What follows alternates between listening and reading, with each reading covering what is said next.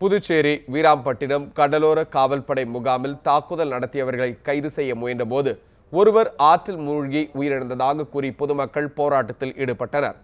புதுச்சேரி மாநிலம் வீராம்பட்டினம் கடற்கரை பகுதியில் கடலோர காவல்படை மையம் மற்றும் ஹோவர்கிராஃப்ட் தளம் அமைக்கப்பட்டு வருகிறது. இதற்கு அப்பகுதி மக்கள் எதிர்ப்பு தெரிவித்து வரும் நிலையில் கடந்த 23ஆம் தேதி நள்ளிரவு அங்கு நுழைந்த மர்ம நபர்கள் சிலர் கல்வெட்டு மற்றும் கம்பி வேலியை உடைத்து சேதப்படுத்தினர்.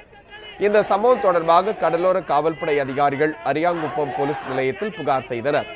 அதன்படி வீராம்பட்டினம் பகுதியைச் சேர்ந்த தவா, திலீப் உள்ளிட்ட 11 பேர் மீது அரியாங்குப்பம் போலீசார் வழக்குப்பதிவு செய்து தேடி வருகின்றனர். இந்நிலையில் நல்லவாடு பகுதியில் இருந்த நபர்களை போலீசார் விரட்டி பிடிக்க முயன்றபோது அவர்கள் நல்லவாடு பனித்திட்டு ஆற்றில் இறங்கி தப்பி ஓடினர். அப்போது எதிர்பாராத விதமாக விமல் என்பவர் நீரில் மூழ்கி உயிரிழந்தார். இதையடுத்து காவல்துறையினர் துரத்திய காரணத்தினாலேயே விமல் உயிரிழந்ததாக கூறி வீராம்பட்டினம் மீனவ கிராம மக்கள் மாவட்ட ஆட்சியர் அலுவலகத்தை முற்றுகையிட்டு தர்ணா போராட்டத்தில் ஈடுபட்டனர்.